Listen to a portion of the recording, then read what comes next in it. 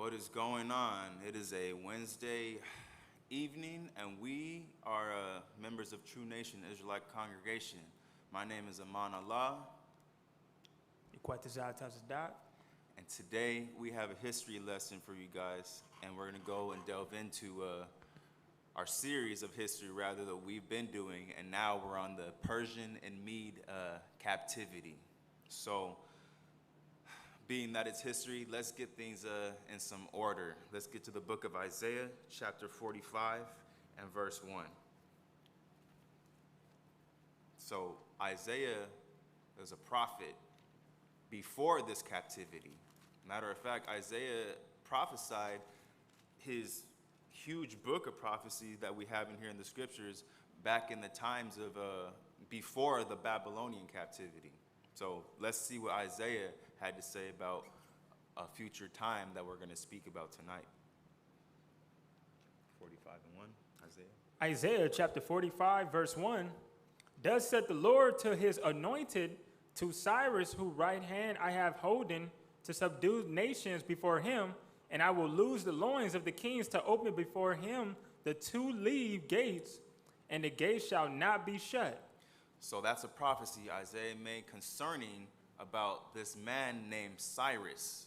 Cyrus was, as we're going to learn about, the first king of the Persian and Mede Empire. So let's go to the slide real quick.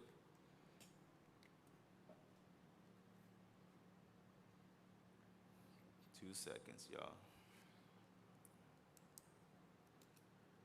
Okay, so that's what we're going into.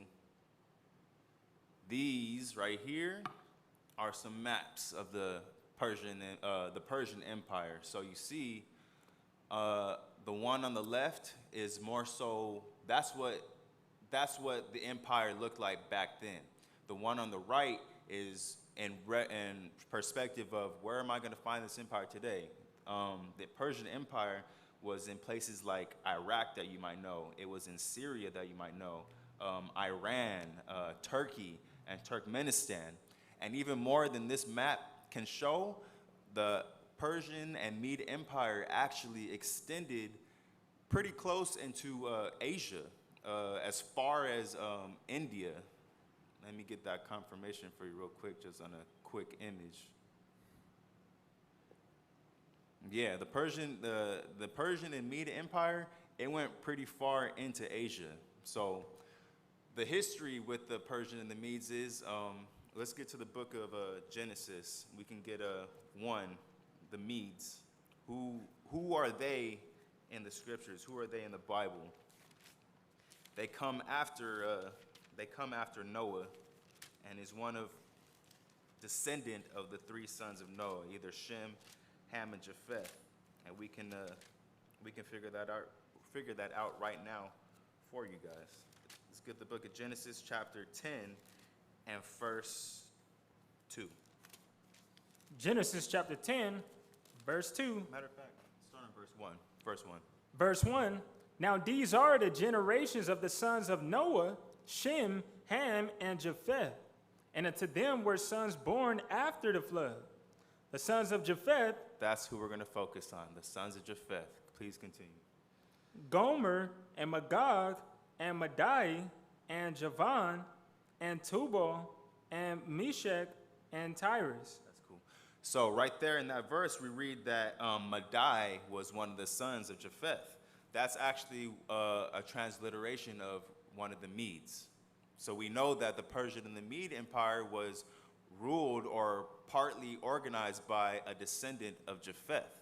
And keep in mind, too, that this empire reached as far into Asia. So I want y'all to remember that on a future note.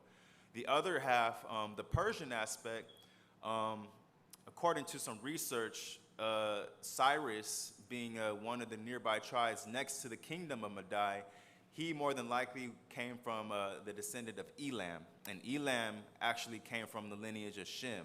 So the Persian and the Mede Empire was pretty much a combination between a Shemitic descendant and a Japhetic descendant, with the Shemitic being Cyrus, and then all the kings after them being more so having the upper hand. So the Persian and the Mede Empire, Medo-Persia.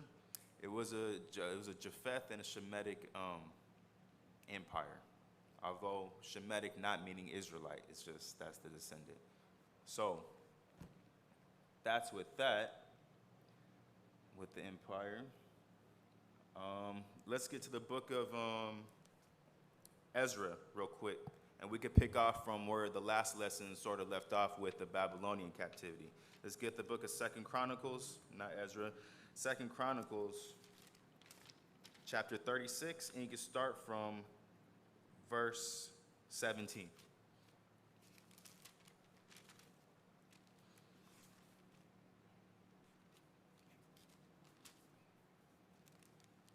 Book of 2 Chronicles, chapter 36, verse 17. Therefore he brought upon them the king of the Chaldees, who slew their young men with the sword in the house of their sanctuary, and had no compassion upon young man or maiden, old man, or him that stooped for age. He gave them all into his hand. So this is talking about how the Most High used the Babylonians at first, and the city of Chaldea of the Babylonians to take over Jerusalem in the southern kingdom. Continue verse 18. You can read from there. And all the vessels of the house of God, great and small, and the treasures of the house of the Lord, and the treasures of the king, and of his princes, all these he brought to Babylon. Babylonian captivity. Continue, please. And they burnt the house of God, and brake down the wall of Jerusalem, and burned all the palaces thereof with fire, and destroyed all the goodly vessels thereof. So the whole southern kingdom, what was left over, that was first, the northern side got sacked by Syria. Now the Babylonians had destroyed and did the same thing to the temple of the Most High and the gates, the walls that protected it from outsiders. Continue. And them that had escaped from the sword carried he away to Babylon, where they were servants to him and his sons, until the reign of the kingdom of Persia. And that's where we're at right now, the reign of the kingdom of Persia. We could start from verse 22 in 2 Chronicles, and then we're going to move on. Verse 21, to fulfill the word of the Lord by the mouth of Jeremiah, until the land had enjoyed her Sabbath, for as long as she lay desolate, she kept Sabbath to fulfill 70 years.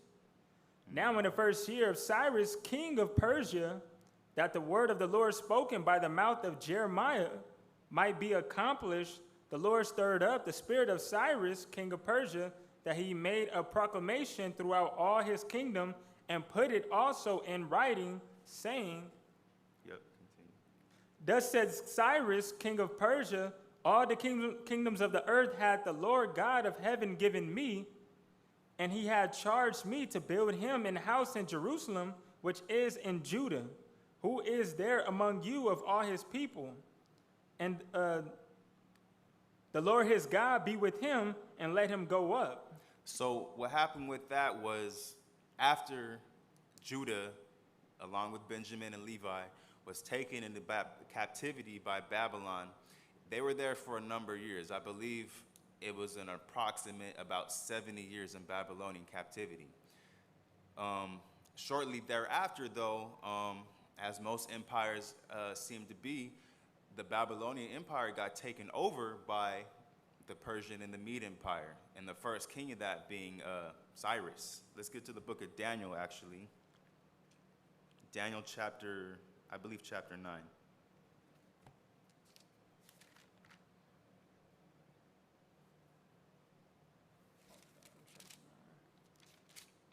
No, excuse me. Daniel chapter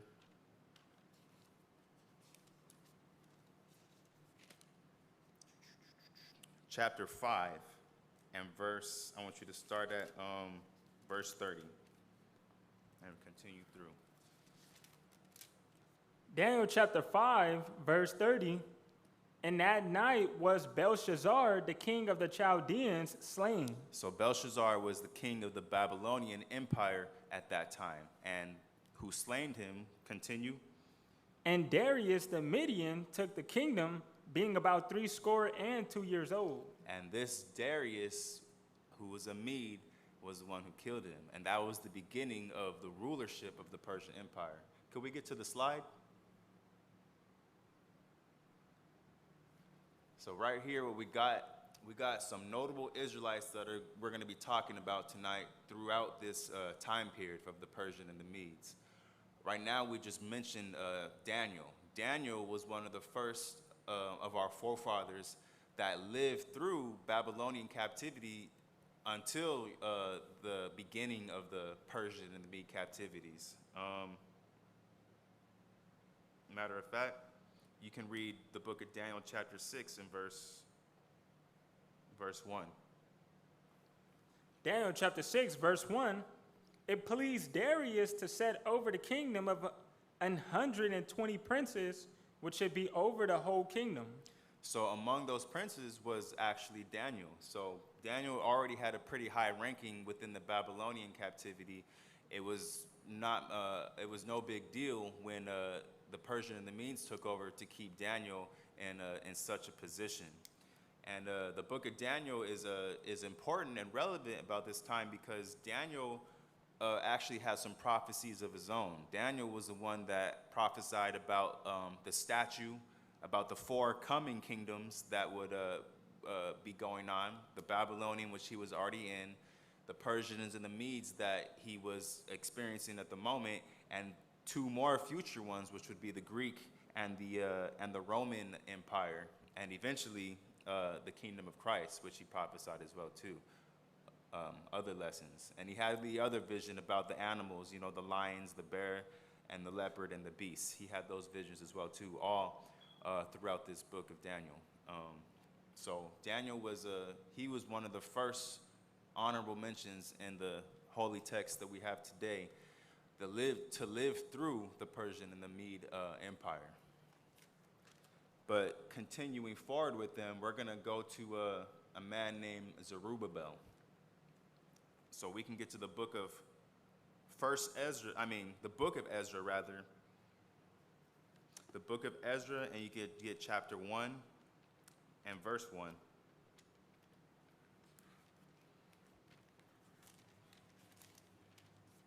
Ezra chapter 1, verse 1, now in the first year of Cyrus, king of Persia, that the word of the Lord by the mouth of Jeremiah might be fulfilled, and the Lord stirred up the spirit of Cyrus, king of Persia, that he made a proclamation throughout all his kingdom, and put it also in writing, saying, Continue. Thus said Cyrus, king of Persia, the Lord God of heaven hath given me all the kingdoms of the earth, and he had charged me to build him an house at Jerusalem, which is in Judah. That's cool.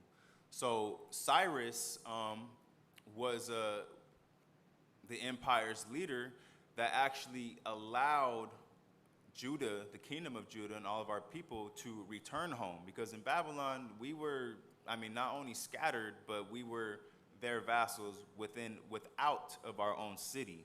So just like prophecy fulfilled back in you can get Isaiah 45 and verse 1 again. You said read verse 5? 45 and verse 1. Isaiah 45 and 1. So just as prophecy was being fulfilled, the Most High said that he would choose Cyrus to be the one to ease the burden of Israel, the kingdom of Judah's captivity. Isaiah chapter 45, verse 1, Thus said the Lord to his anointed, to Cyrus, whose right hand I have holden, to subdue nations before him, and I will loose the loins of his kings, to open before him the 2 league gates, and the gates shall not be shut. So to loose the loins of the kings, that means he was still our captor and oppressor, but he wasn't as harsh as other captivities that we were in. Get the book of Jeremiah 15 and 11 just as a precept for that, and it's another witness.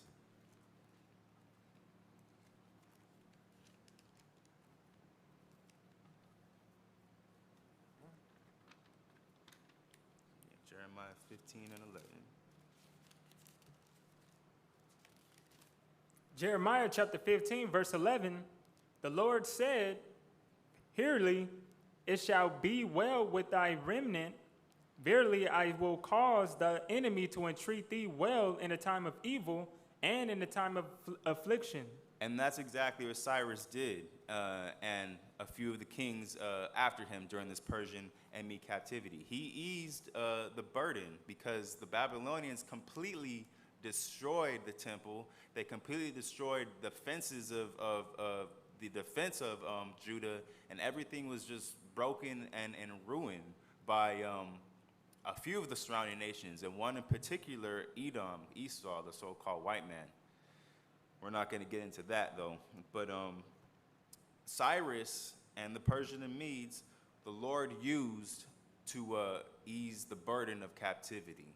But because of our transgressions, we were still in this captivity. So Ezra, and we can get to the book of, Ezra chapter 2 and verse 2. So now we're going to see pretty much from here when Cyrus had declared for Israel to go back into their land, who it was amongst them, the leaders that came out with the multitude of Israel as we had an exodus back to our land. So Ezra chapter 2 and verse 2. Ezra chapter 2, verse 2, which came with Zerubbabel, Yeshua, Nehemiah, Sariah, Reliah, Mordecai, Bilshan, Mispar, Bigwai, Rehum, Baanah, the number of the men of the people of Israel. You know what? Started from verse 1. It'll put it in better context. Verse 1, now these are the children of the province that went up out of the captivity of those which had been carried away, whom Nebuchadnezzar the king of Babylon had carried away unto Babylon, and came again unto Jerusalem and Judah, every one unto his city. All right, so in verse 2 he read some of the notable names was Zerubbabel, Jeshua, Nehemiah, Sariah, Reheliah, Mordecai, Bilshan, Mispar, Bigvai, Rehum, and Baanah. So Zerubbabel was he was a governor, and he was actually a priest. He was the high priest, a Levite, and he was one of the ones that was the first migrations from Babylon back to the homeland.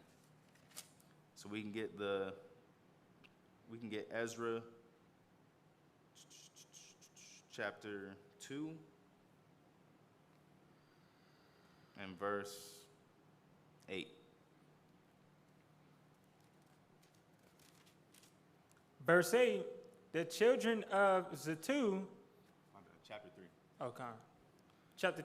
Ezra chapter 3, verse 8, now in the second year of their coming unto the house of God at Jerusalem, in the second month, began Zerubbabel the son of Shealtiel and Jeshua the son of Jozadak,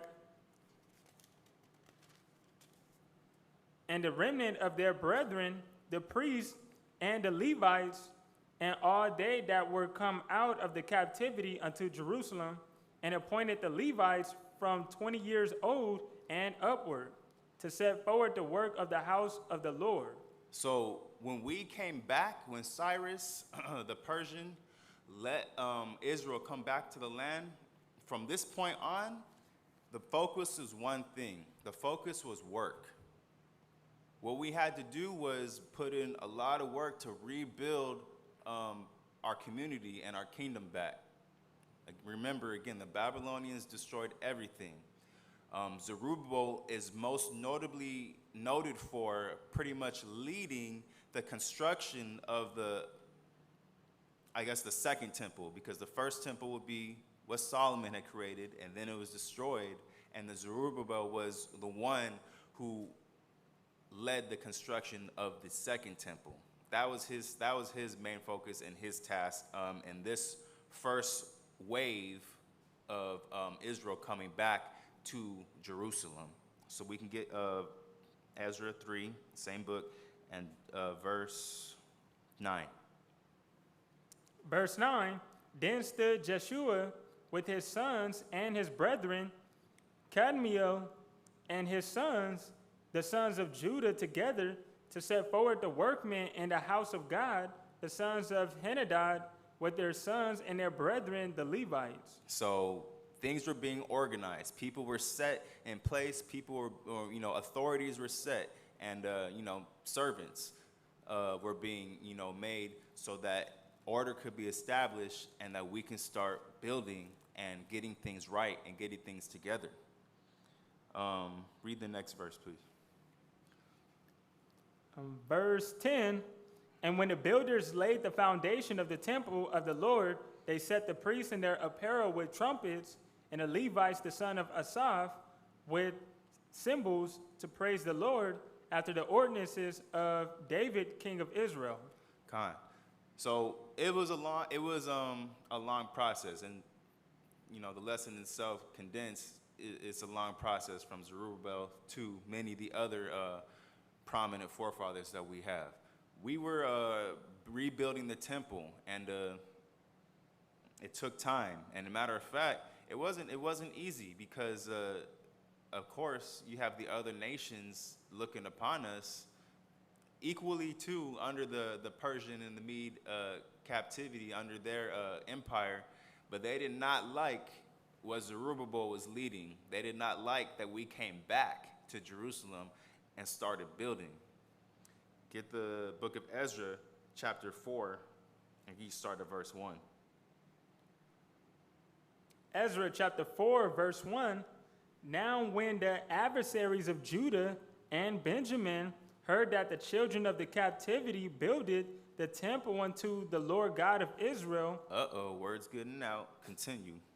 Then they came to Zerubbabel and to the chief of the fathers and said unto them, let us build with you, for we seek your God, as ye do, and we do sacrifice unto him since the days of Esarhaddon, king of Asher, which brought us up hither. Now, hold on a second. So you got the heathen, the other races of people coming up to us in deceit, trying to ask to build, of all things, the temple of the Most High God, Yahweh, with us. I mean, common sense goes, when you were part of that captivity, that 70 years in Babylon, when it first happened, when the Babylonians took your forefathers, our forefathers, and then seeing the other nations, Edom, Moab, Ammon, some of the other surrounding people, pretty much helping out and destroying the land, at the same time while we're being in captivity. Zerubbabel was a high priest, and he was learned in the law and in the history. This was his response. Verse 3.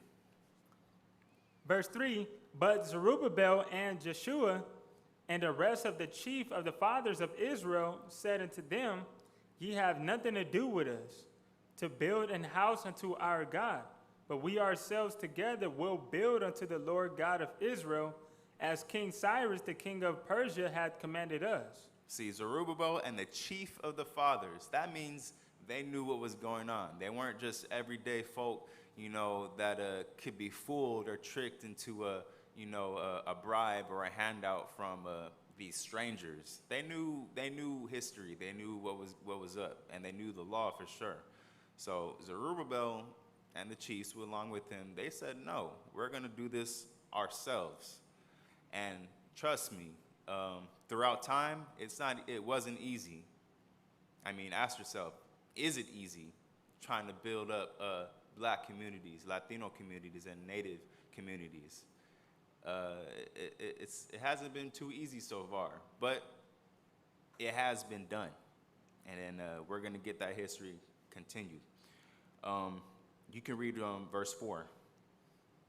Verse 4, then the people of the land weakened the hands of the people of Judah and troubled them in building. Continue. And hired counselors against them to frustrate their purpose all the days of Cyrus, king of Persia, even unto the reign of Darius, king of Persia. Continue. And in the reign of Ahasuerus, in the beginning of his reign, wrote they unto him an accusation against the inhabitants of Judah and Jerusalem.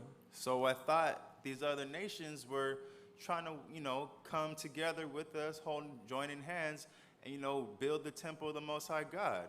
Why are they mad when we say, no, we're going to do it ourselves? Because, they came with deceit. They started going to, to the law, their laws, writing legislator and everything, getting us to stop,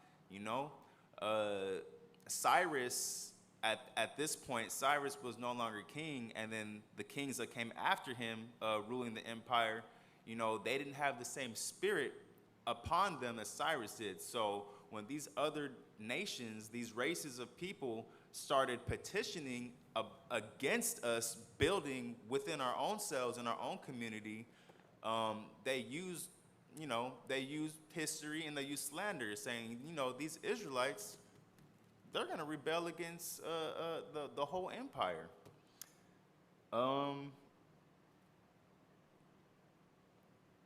Continue at verse 7. Let me find something real quick. You can continue. Verse 7, in the days of Artaxerxes wrote Bishlam, Methedreth, Tabiel, and the rest of their companions unto Artaxerxes, king of Persia, and the writing of the letter was written in the Syrian tongue and interpreted in the Syrian tongue.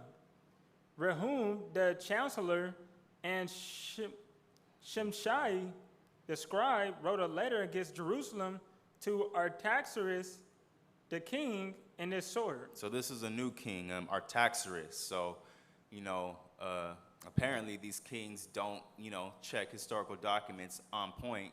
They just start up and start just organizing and doing things. And that's what these other races, these heathens, started to use to their advantage. So to keep it brief, they sent a letter to the king, Artaxerxes, and they're pretty much explaining like, hey, these Jews, these Judites and Benjamites and Levites and whatever other remnant of the 12 tribes with them, they have a history of, rulership. They used to be ruler over us. And they have a history of, rebelling against those who came primarily like the Assyrians and the Babylonians. They have a history of rebelling against those kingdoms. You better, Artaxerxes, you better put them in check. So that was something that Artaxerxes actually, fell into. You can get that in Ezra's chapter, verse 23. Chapter 4 and verse 23. Chapter 4, verse 23. Now when a copy of King Artaxerxes' letter was read before Rehum and Shimshai the scribe and their companions, they went up in haste to Jerusalem unto the Jews and made them to cease by force and power. Continue. Then ceased the work of the house of the God, which is at Jerusalem, so it ceased until the second year of the reign of Darius, king of Persia. So could we get back to the PowerPoint? So these heathen pretty much,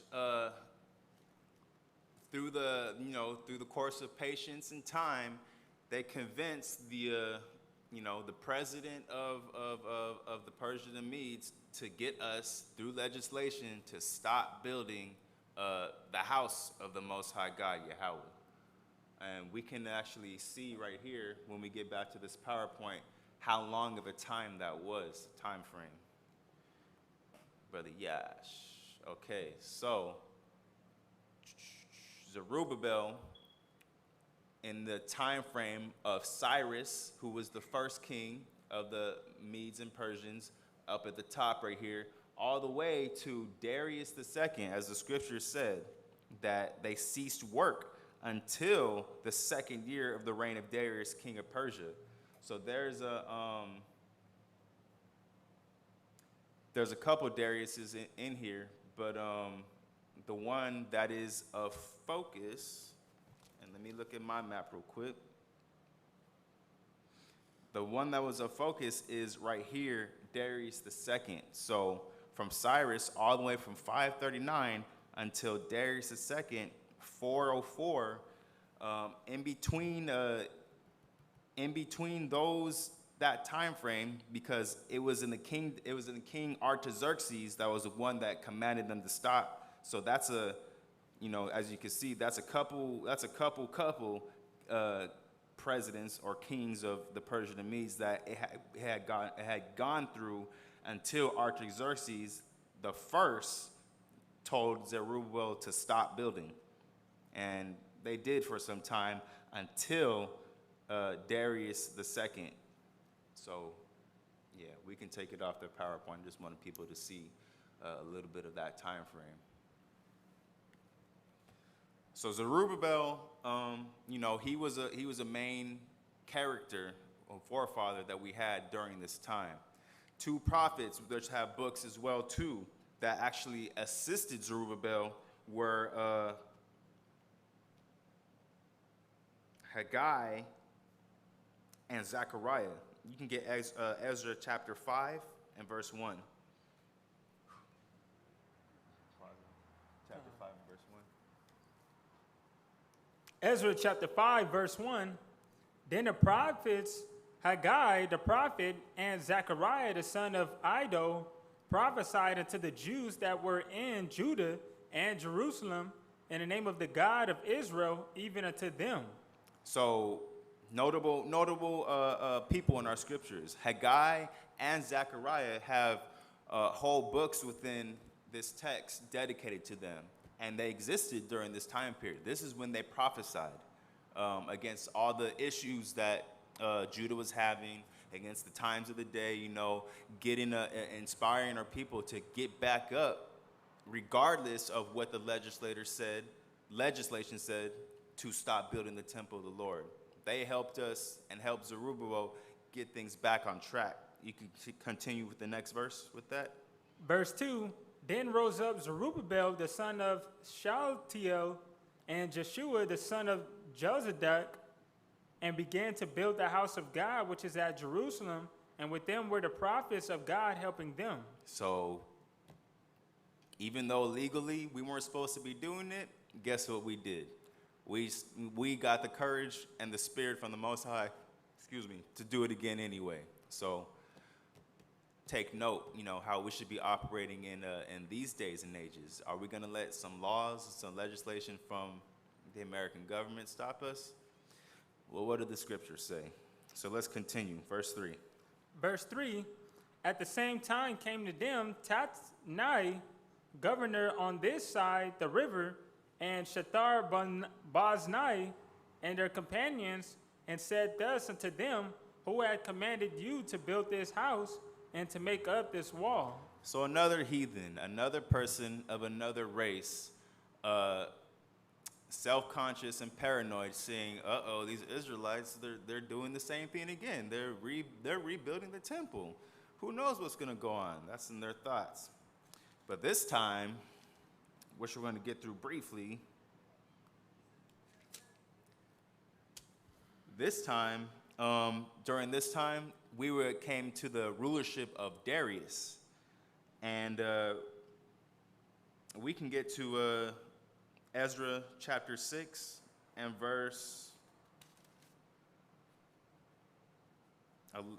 chapter 5 and verse 11. And I don't want to get too much into it because I can summarize it. Pretty much what happened here when Tatai, which is this heathen, came up to us after so long a time when we started rebuilding our temple, we started to, use legislation against them when they were legislating against us. So we started bringing up facts. We started bringing out information like, look, first and foremost, we're going to do the will of our Heavenly Father. Secondly, we had right by the first king of the Persians and Medes, Cyrus, to do so. So you can read that verse in Ezra 5 and verse. You can start at verse 9. Verse 9. Then asked we those elders, and said unto them thus, who commanded you to build this house and to make up these walls? We asked their names also to certify thee, that we might write the names of the men that were the chief of them. And thus they returned us answers, saying, we are the servants of the God of heaven and earth, and built the house that was builded these many years ago, which a great king of Israel builded and set up.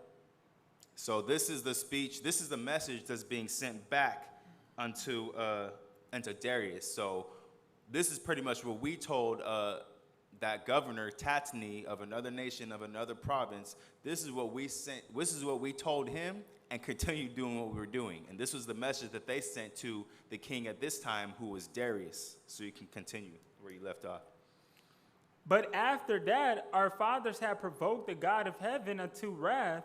He gave them into the hand of Nebuchadnezzar, the king of Babylon, the Chaldean, who destroyed this house and carried the people away into Babylon. But in the first year of Cyrus, the king of Babylon, the same King Cyrus made a decree to build this house of God. So you can jump down to verse 17. Pretty much it gives the whole history of, of our captivity. We put our whole spiel in writing, and it came down to this. So start from verse 17.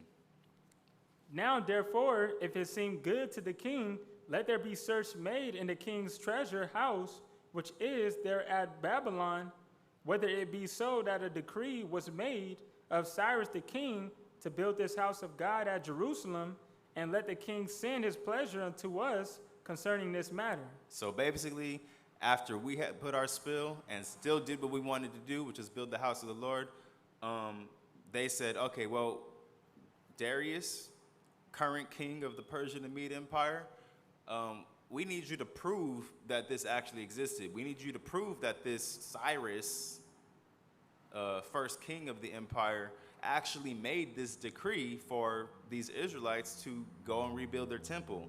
And to keep it brief, long story short, he did find it out, and we did. So we can actually jump down to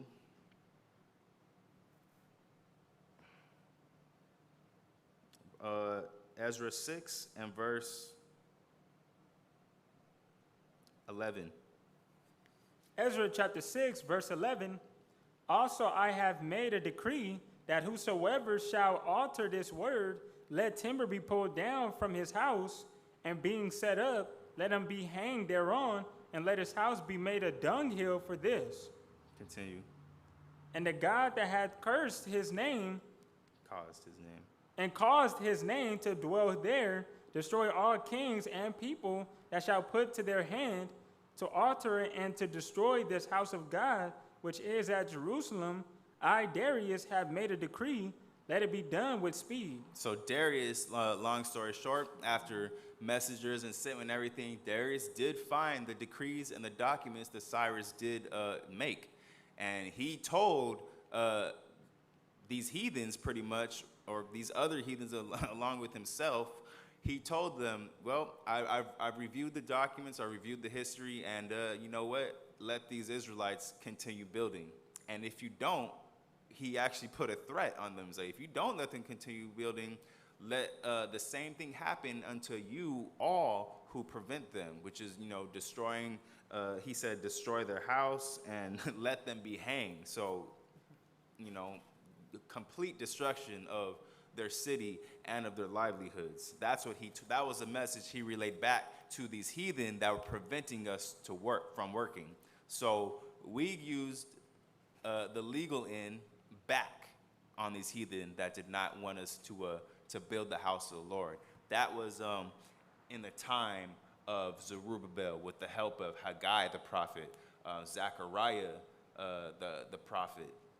So next, we're going to talk about a notable member in the proper time frame. We're going to skip books real quick. We're going to go to the book of Esther.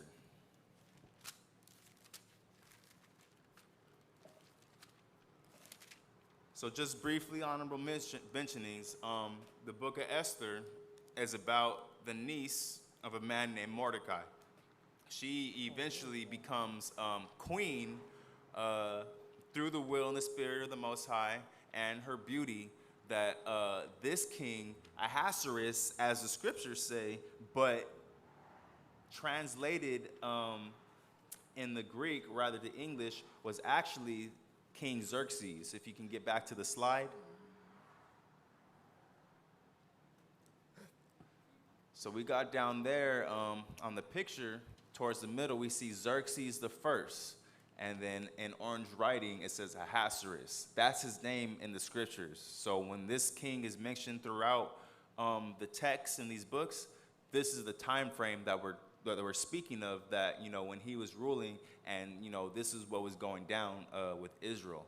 Because if you notice, if you read the Bible from front cover to back cover, I mean, it is in a relatively decent chronological order, but like when we get in these books, like Ezra, Nehemiah, Daniel, and Esther, that time frame, all which take place during the Persian and the Mede Empire, it's not linear. It actually kind of jumps between time frames, jumps between kings. So, you know, we're gonna organize it tonight and we're gonna get the lineage right. You know, we're gonna get it as much as we can to the end. So right now, we're in the time of King Ahasuerus, also known as Xerxes the First, and what was going on then, which was where we have the book of Esther, involving Mordecai and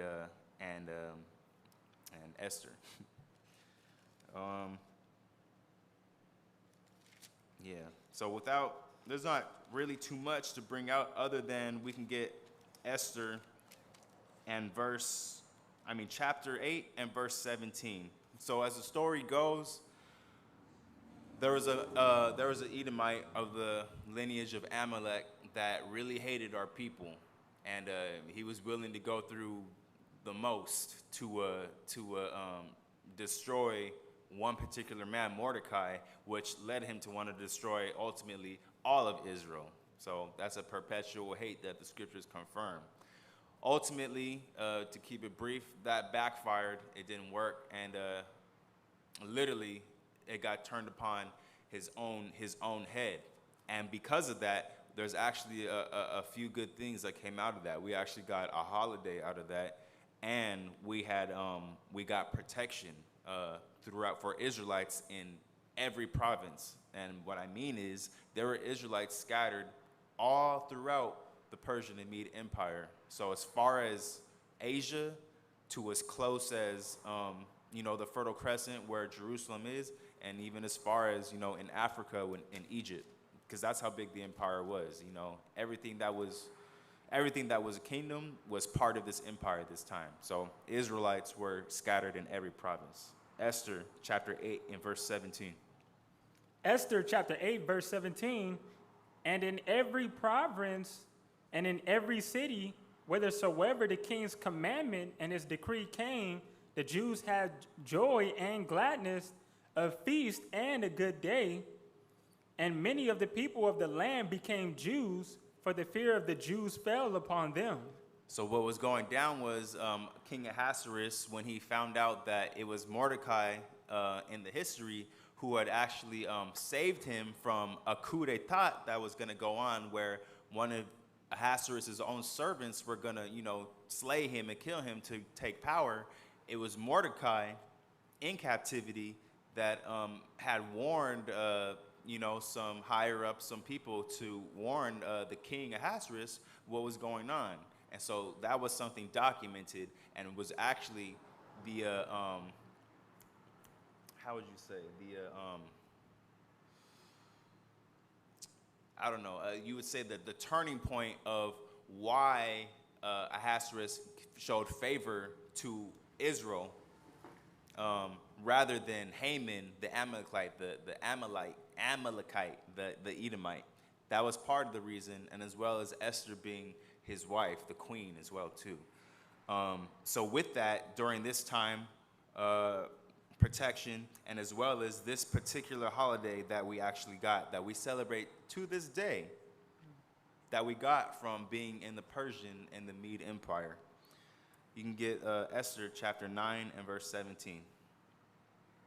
Esther chapter 9, verse 17, on the 13th day of the month of Adar, and on the 14th day of the same rested day, and made it a day of feasting and gladness. But the Jews that were in Shushan assembled together on the 13th day thereof, and on the 14th day thereof, and on the 14th thereof, and on the 15th day of the same, they rested and made it a day of feasting and gladness. So now you can jump to verse 26. It's going to pretty much explain what it's called, this feast and this celebration. Verse 26, wherefore they called these days Purim, after the name of Pur. Therefore, for all the words of this letter, and of that which they had seen concerning this matter, and which had come unto them, the Jews ordained and took upon them, and upon their seed, and upon all such as joined themselves unto them, so as it should not fail that they would keep these 2 days according to their writing, and according to their appointed time every year.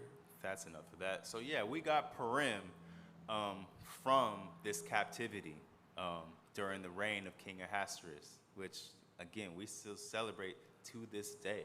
So that was a notable mention, Mordecai and Esther as well, during the reign of King Xerxes or Ahasuerus in the Persian and Mede Empire. Next down the list, we're going to get to another important man. His name is EZRA, which actually we were just reading from in the same book. But Zerubbabel, in the book of Ezra, Zerubbabel pretty much is like the head of the first half, and then eventually that torch gets passed on to Ezra himself, which the book is named after. So we can get Ezra chapter 7.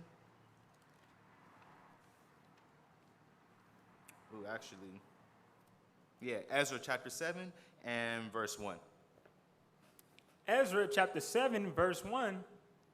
Now after these things, in the reign of Artaxerxes, king of Persia, Ezra the son of Sarai, the son of Azariah, the son of Hilkiah, the son of Shalom, the son of Zadok, the son of Ahitub, the son of Amariah, the son of Azariah, the son of Merioth, the son of Zariah, the son of Uzi, the son of Baki, the son of Abishua, the son of Phinehas, the son of Eleazar, the son of Aaron, the chief priest. This Ezra went up from Babylon, and he was a ready scribe in the law of Moses, which the Lord God of Israel had given, and the king granted him all his requests according to the hand of the Lord his God upon him. So Ezra was the next runner-up to be the leader of the exodus of Israelites that came back from captivity, Babylonian captivity. So notable thing, Zerubbabel was the one who rebuilt the actual temple of the Most High, the second temple, which you'll find like in the, Bible articles and stuff like that. They call it, the second temple because the first one was destroyed and we had to rebuild it. So that's what Zerubbabel is most notably for being the head of rebuilding the second temple and during the time of the Persian and the Mede captivity. Ezra, the temple's already built, so Ezra still has more work to put in. The defense of the city is not completely done. So we're going to see a lot of of similar things that happen just with a new frame of building work to be done under Ezra and a few of the chiefs under him, Nehemiah being one of them, which we'll get to. So now we can get to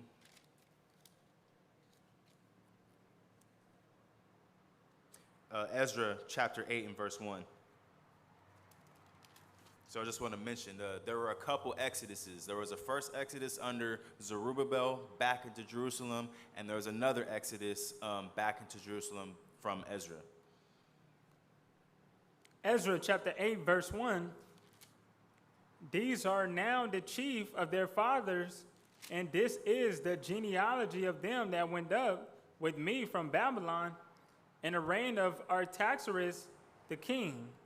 Of the sons of Phinehas, Gershom, of the sons of Ithamar. You don't got to read all that. It's going to, for the next couple grip of verses, like for the next 7, 8, 9 verses, it's going to give a list of all the families that came up on this wave of migration back to Jerusalem. So when it says, now these are the chief of their fathers, and this is the genealogy of them that went up with me, Ezra is referring to himself. So Zerubbabel had a grip of Israelites that came back to the land with him, and Ezra had a grip of Israelites that returned back to the land with him as well.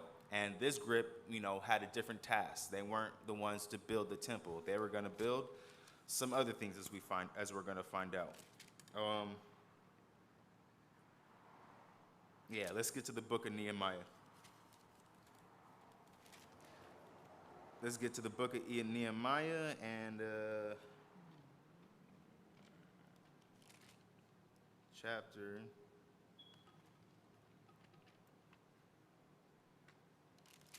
Let's get the Nehemiah chapter 3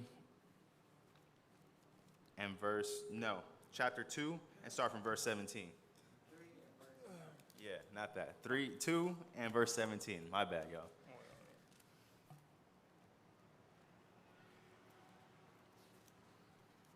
2 verse 13. 17. Chapter 2 and verse 17. Nehemiah chapter 2 verse 17. Then said I unto them, ye see the distress that we are in, how Jerusalem lieth waste, and the gates thereof are burnt with fire. Come and let us build up the wall of Jerusalem, that we be no more a reproach. So this was the task, building the walls of Jerusalem back. This was the work to be done under Ezra. Ezra, who was essentially, the governor, because he couldn't be king because he was still under the authority of the Persian and Mede Empire, but he was made governor of Jerusalem at this time, and he was tasked with trying to get the walls built back up. So it's still construction, but it was just another part, and it's important because we don't really see it too much today, because we can go from South Central to Huntington Park, from South Central to Inglewood, and there's not really divisions. There's not gates and stuff like that. It's just constant streets. But back then, lands and provinces, they had gates. They had walls for defense, because more often than not, you have greedy people that wanted to take more than they were allotted to from the Most High, and take other lands. I mean, look at this kingdom for one, the Persian and Medes. They eventually sacked Babylon and took all that Babylon had and increased what they had. So these are the things that historically have been going down. Today as well too. Just the borders are more invisible. But continue.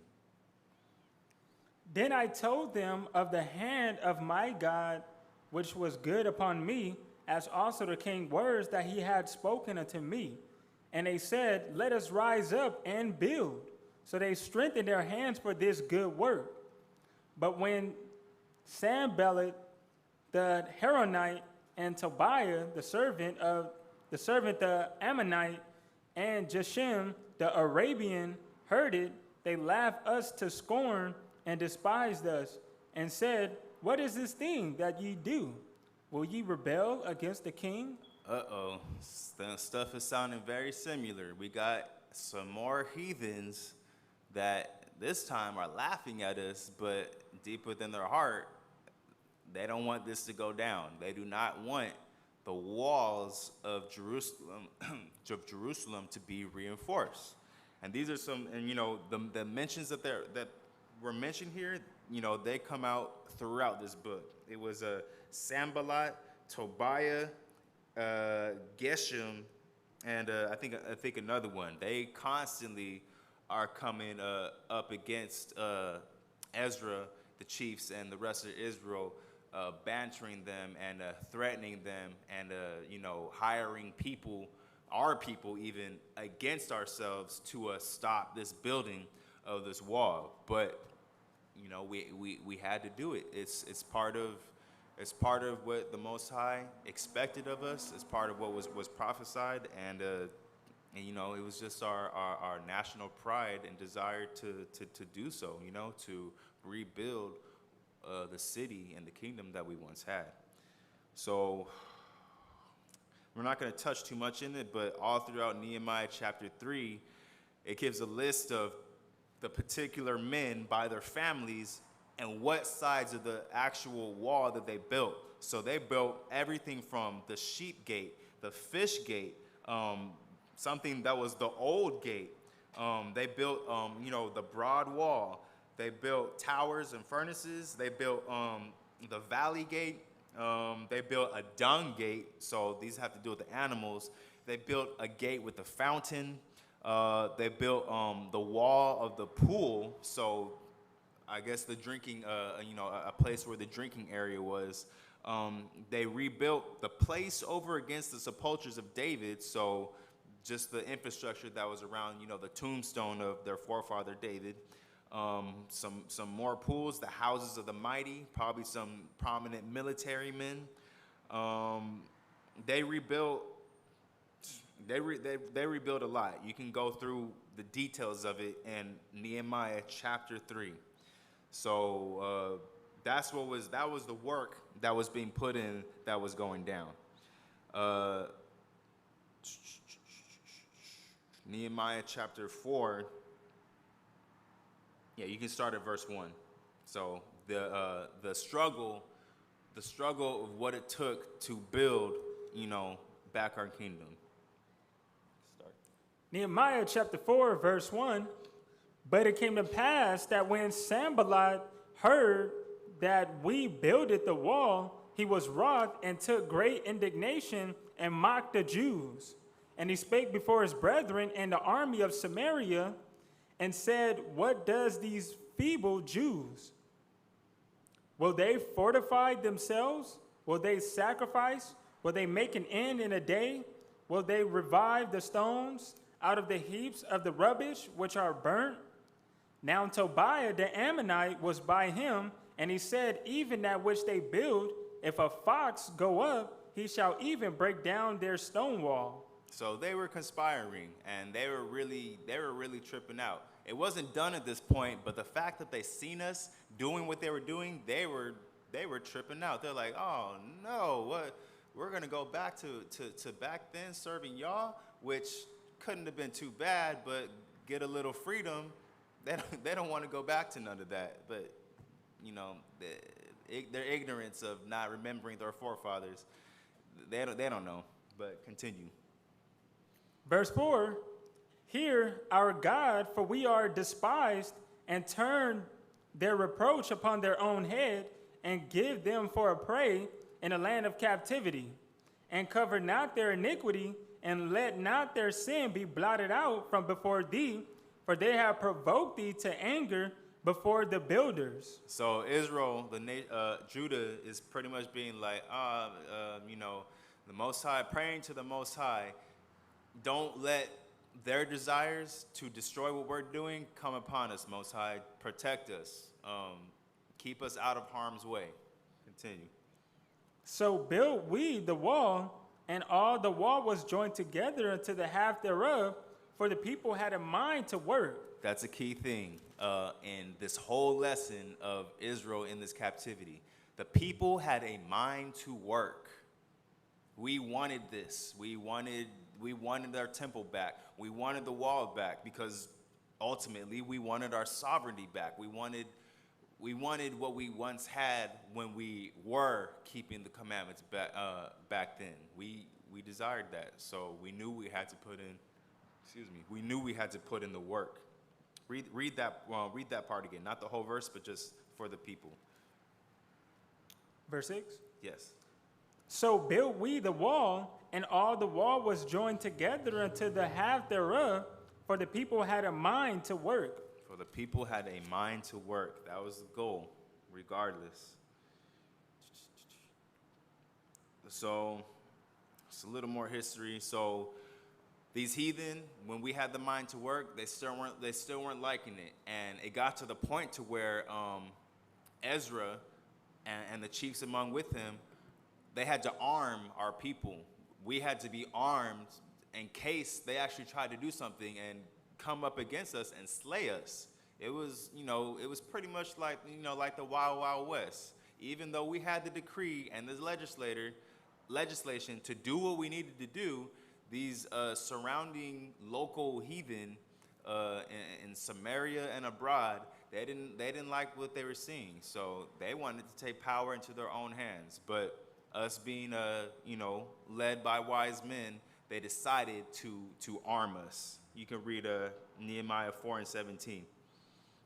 Verse 17, they which builded on the wall, and they that bear burdens with those that laid it, every one with one of his hands wrought in the work, and with the other hand held a weapon. So we were on double duty. We were building our nation and at the same time defending it. We had some people doing the work, some people on post, watching over, looking over for us. And if they weren't, they probably switched too. If the people that were watching on post got to do the work, and the people that were working got the weapons in their hands and needed to defend wherever they needed to defend. So it was a real deal. Work was really getting put in during these times.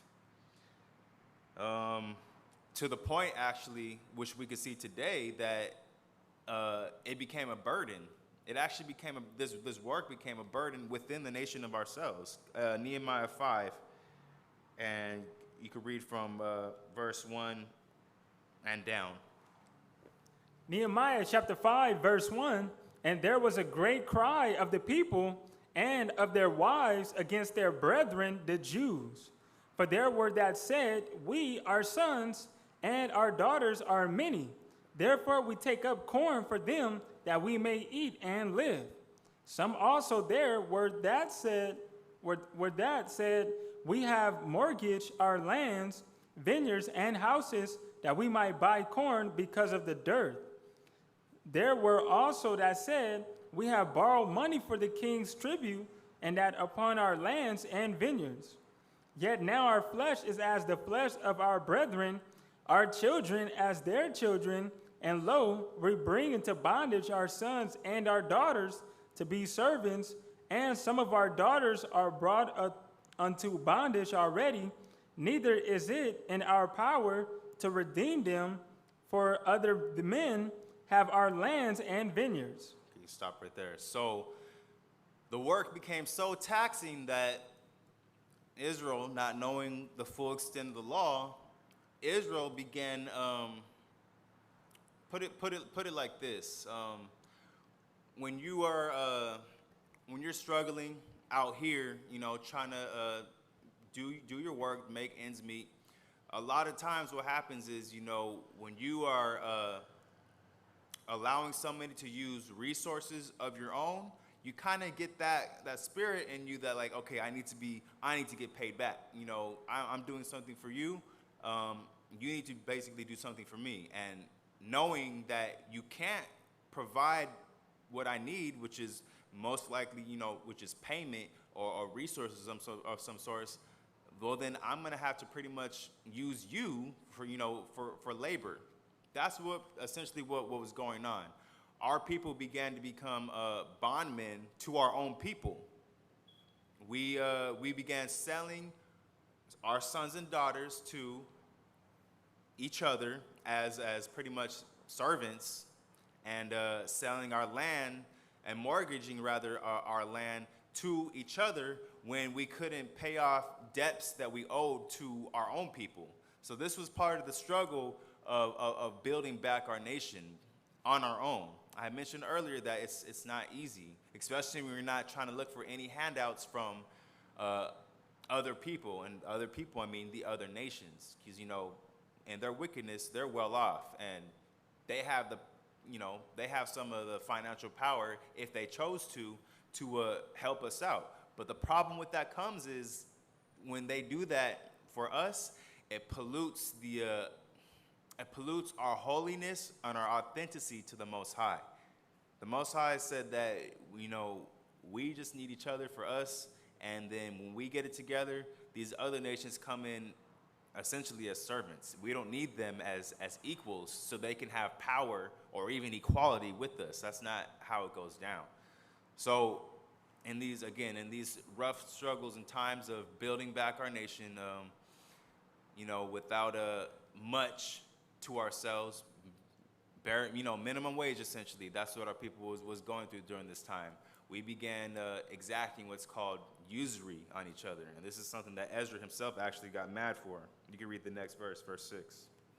Verse 6, and I was very angry when I heard their cry and these words. Then I consulted with myself, and I rebuked the nobles and the rulers, and said unto them, you exact usury, every one of his brother, and I set a great assembly against them. So you exact usury, everyone against one of his brother. So it's letting you know, too, that even though in our captivity, there were still some people that were better off financially. There were still some people that were not and that were poor. And the issue was these noblemen began, you know, forgetting the brotherly covenant and started exacting usury on people that they knew didn't have nothing to them, and especially couldn't have nothing to them when they're working for each other and not these other nations. So there's no other source of income coming in other than you noblemen, you know, your resources and your riches. You essentially need to be doing this out of charity, you know, not expecting me to expecting your brother rather to get you the money that you need for the labor that you put in to help out so and so, such and such for, you know, your living.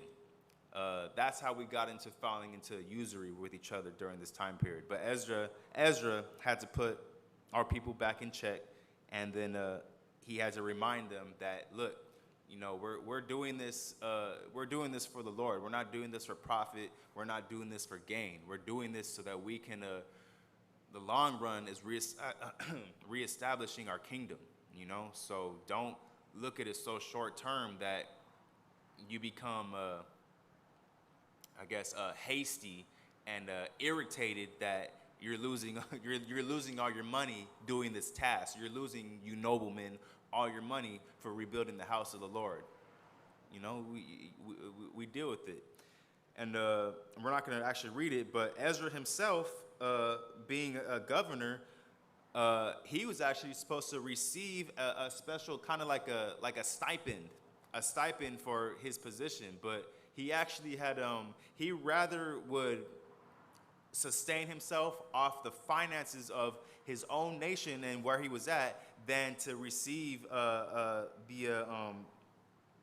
stipends of what it takes to be a governor, which is, you know, a lesser king under the empire of the Persian and Medes. We can get one verse with that, actually. Nehemiah 5, and you can start from verse 15. Nehemiah chapter 5, verse 15, but the former governors that had been before me were chargeable unto the people, and had taken of them bread and wine, beside 40 shekels of silver. Yea, even their servants bare rule over the people, but so did not I, because of the fear of God.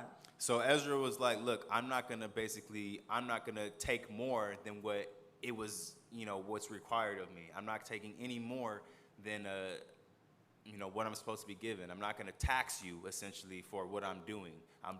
He's doing this out of the love for his people and of the will of the Most High. So Ezra was not one of the ones that you see out here today in history that, you know, oh, I'm going to tax you for something little, like, oh, I grabbed this pencil for you. Give me 75 cents. Something like that. You know, he wasn't like, I'm not gonna charge you for that service, for that labor, for something so menial. So Ezra was not like that. You could read verse 19. Verse 19, think upon me, my God, for good, according to all that I have done for this people. That's what he was concerned with. He's like, Most High, rather just think upon me and, you know, the goodness that I'm doing for our people and us, you know, so we can get it right and we can get our kingdom back. Let's see. So throughout Nehemiah, those main antagonists, Sanballat, Tobiah, and Geshem the Arabian, you know, they keep coming back. They keep, you know, the wall is almost done. The wall is almost complete, but you know they keep coming back. You know, the third strike. You know, what is it? The Empire strikes back. That's the tip that they were on, and to the point to where actually they got some of our own people on the inside. They hired them to, in one instant, to keep Zerubbabel from not Zerubbabel. I'm sorry, Ezra. To keep Ezra from staying out amongst the people to in a time of where pretty much a war was threatened. This is Nehemiah chapter 6 and verse 10. No, start from 9. Nehemiah chapter 6, verse 9, for they all made us afraid, saying, their hands shall be weakened from the work that it be not done. Now therefore, O God, strengthen my hands. After I came unto the house of Shemaiah, the son of Delaiah, Delaiah. Delaiah, the son of Mehetabel, who was shut up, and he said, let us meet together in the house of God within the temple, and let us shut the doors of the temple, for they will come to slay thee, yea, in the night will they come to slay thee. So this was a brother, his name was Shemaiah. So he was pretty much, with the information he received, he was telling Ezra, look, come with me in this temple for the night and, you know, stay here because, the three stooges, Sanballat, Tobiah, and Geshem the Arabian, they're gonna come and, you know, they're gonna actually, you know, slay you. They're actually looking for you. They're gonna slay you tonight. But this was Ezra's heart. This was his response in the midst of pretty much, oh, there's gonna be a war. This is what Ezra had to say. Verse 11. And I said, should such a man as I flee? And who is there that being as I am will go into the temple to save his life? I will not go in. So Ezra was like, I'm going to stand my ground. We have people that are working and defending. If the people are going to be on the same tip, I'm going to be on that same tip. King David was like that. King David was a king that was like, look, I'm king and I've been in war, but if we're going to go war again, I'm going to be out on the front lines with you.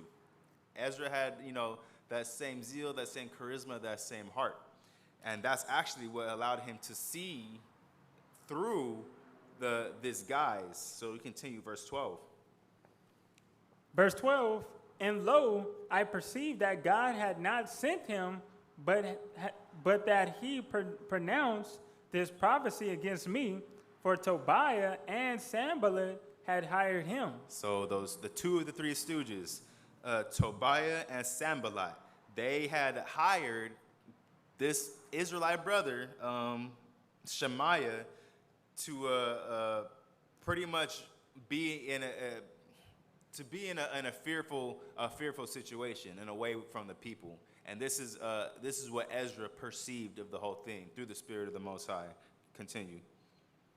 Therefore was he hired that I should be afraid and do so and sin and that they might have matter for an evil report, that they might reproach me. So if Ezra would have ducked out and looked out for his own, it would have been, it says it would have been an evil report, and it might have been a reproach unto him. It would have been pretty much a bad look on Ezra for him not to stand his ground. But Ezra, having the heart, that he had, he wasn't even double-minded to even think so. And that's the amazing spirit of the Most High. When you're firm in your faith, he reveals these things to you, because this dude Shemaiah, he didn't just tell him, the Three Stooges hired me to, to tell you to, fall back. He didn't tell him that. The Most High gave Ezra, the perspective to see and to understand that.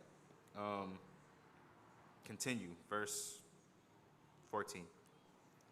My God, think thou upon Tobiah and Sanballat, according to these their works, and on the prophetess Noadiah, and the rest of the prophets that would have put me in fear. So the goal was to put Ezra in fear, to get him away from the people, and ultimately, as the leader is so the people. If Ezra would have been, faint-hearted, so would the rest of the people, and then that would have definitely led to not an assassination attempt, but just a slaying attempt from our enemies when they see that our hearts aren't one.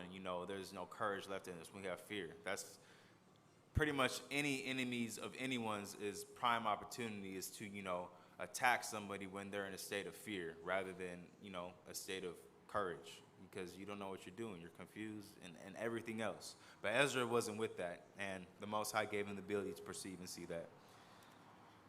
So verse 15, the wall was finished. Same chapter, verse 15.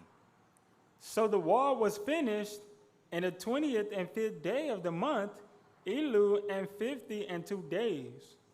And it came to pass that when all our enemies heard thereof, and all the heathen that were about us saw these things, they were much cast down in their own eyes, for they perceived that this work was wrought for our God.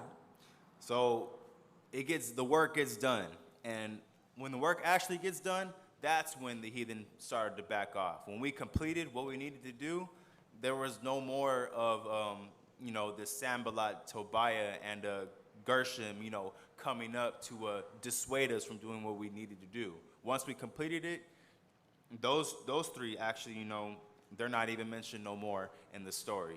They went back to their respective, places, doing what they needed to do.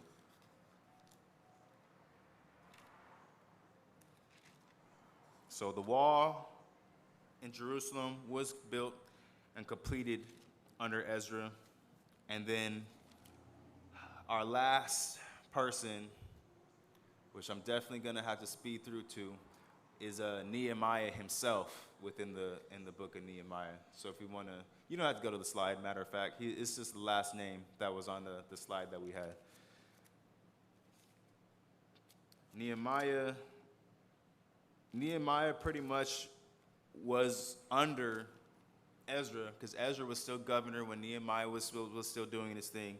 The thing that Nehemiah was notably noted for was getting rid of, or rather, reading of the law and actually convincing the people that had married strange wives and had, and their sons and daughters, their strange sons and daughters with them, to put them aside and to remove them. That's actually one of the main team efforts that Ezra and Nehemiah had to complete in this series during this captivity. So you can get actually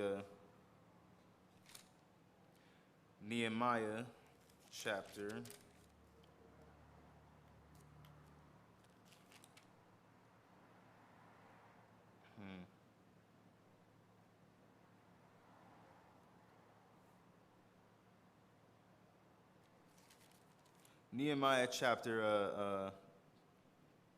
13 and 23.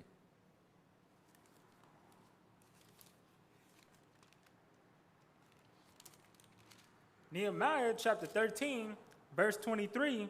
In those days also saw I Jews that had married wives of Ashdod, of Ammon, and of Moab.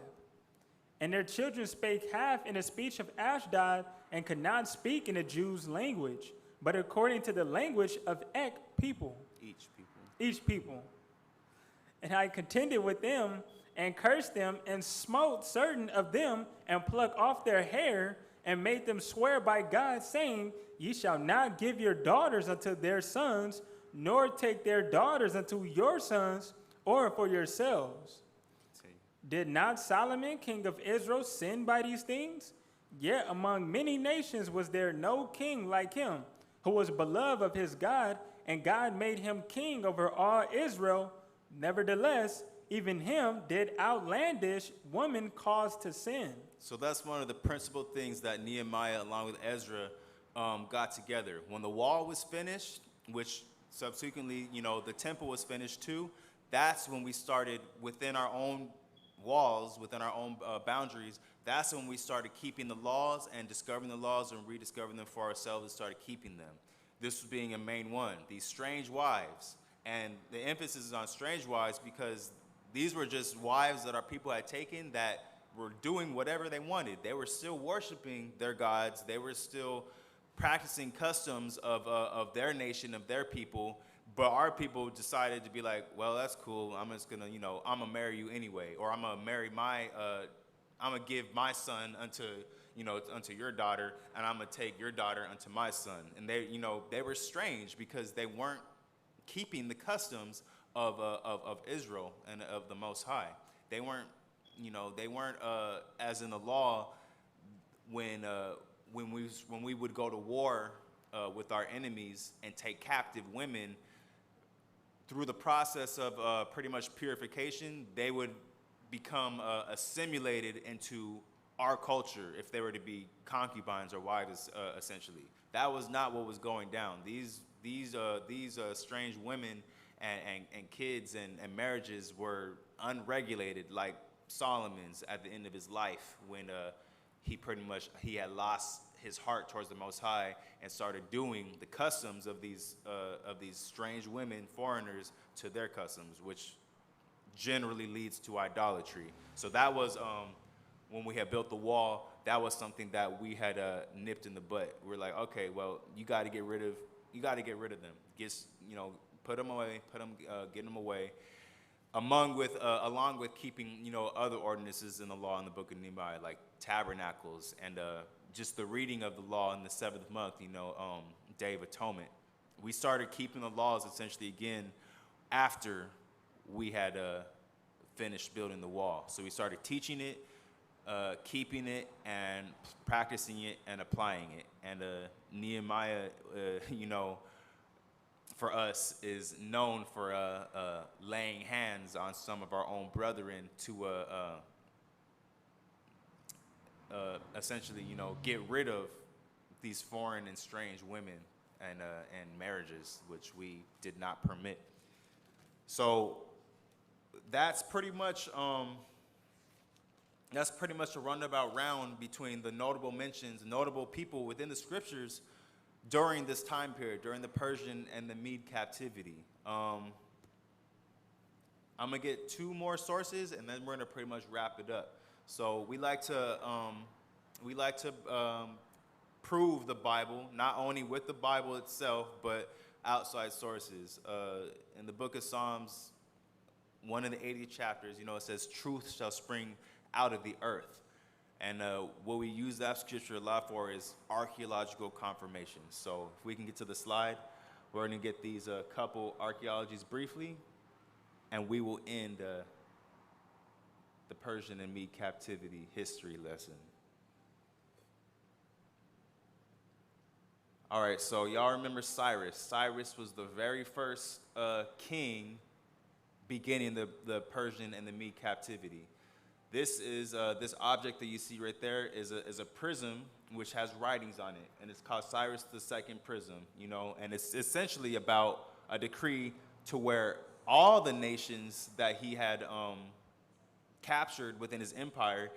not only did he send primarily Israel and Judah back to our land, but that was actually something, that was a practice that he actually had with everybody that he had captured, everybody that was in his kingdom. He actually said, you know what, y'all people, go back to your own lands, but become vassals unto me. Keep your laws, keep your gods, but pay tribute unto me. That's essentially what Cyrus was all about. You can read the second one, because this is literally what's written on that prism. If you can read can you read it? Yeah. Yeah, the second picture. I am Cyrus, king of the world, great king, mighty king, king of Babylon, king of Sumer and Akkad, king of the four quarters, the son of Cambyses, great king, king of Anson, grandson of Cyrus, great king, king of Anson, descendant of Typus, great king, king of Anson from Babylon, as far as the region of Gutium, the sacred centers on the other side of the Tigris, whose sanctuaries have been abandoned for a long time. I returned the images of the gods who had resided there to their places, and I let them dwell in eternal abodes. I gather all their inhabitants and return to them their dwellings.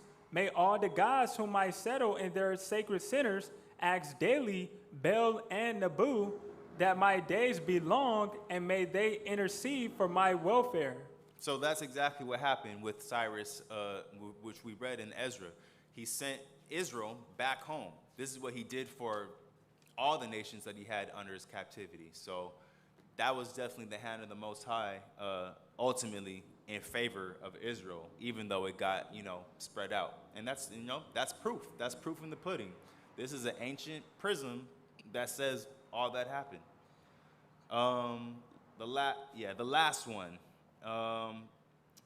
Tatnai, the governor. So also in the book of Ezra, we read, I believe it was during the time of Zerubbabel, not one of the three stooges during the time of Ezra, but this was another enemy of ours that tried to prevent us from building the temple in particular during the time of Zerubbabel. So this is a artifact that was found by this guy named Tatanu. In the Bible, it says Tatnai. So as you do scholarly research of words, especially in the Bible, you know that the Bible isn't too far off from some of the ancient names within this text and the names that are written more so translated today. So Tatnai and Tatanu, there's a correlation there, and this was a piece of evidence. Is actually a transcript, and it reads, Tatanu, governor across the river. There is a consensus among scholars that this governor Tatanu and the biblical Tatnai are one and the same. My bad, that's exactly what I explained right now. But what's written on this is this. It's a promissory note.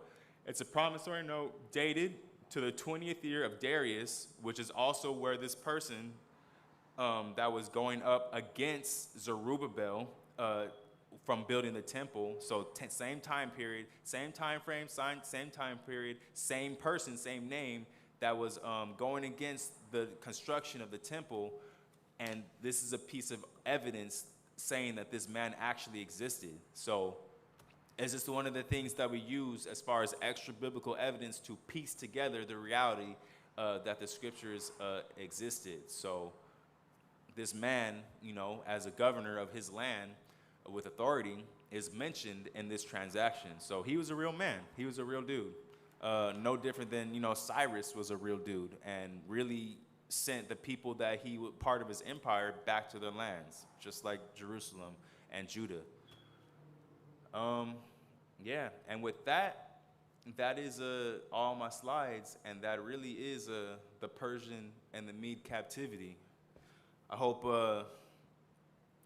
not only that you guys got some good information, but that you got some good relevance to the times that we're living in today, and especially as Israel in 2020 is rebuilding our nation and teaching the laws and making businesses with each other. We got to rely upon each other. We can't get that outside help because we know that it's not going to be any good for us. So this is a good lesson and a reflection on actually what's going on in Israel at this very moment in time. And with that, I say shalom. Shalom.